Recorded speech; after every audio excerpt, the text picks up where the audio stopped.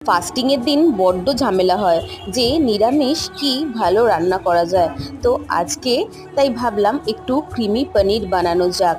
কিছুই না, খুব সিম্পলভাবে পনিরগুলো হালকা ফ্রাই করে তুলে নিলাম, তারপরে ক্যাপসিকাম, একটু কড়াইশুঁটি, টমেটো একটু সটে করে তুলে নিয়ে আর এই মশলাতে দিয়েছি একটু আদা, কাঁচা লঙ্কা, টমেটো আর একটু জিরে, ধনে, স্বাদমতো নুন। ব্যাস, আর কিচ্ছু লাগে না।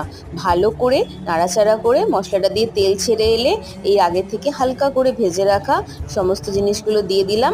আর এখন যে পেস্টটা দিলাম এটা হচ্ছে কাজু বাদাম আর পোস্ত বাটা।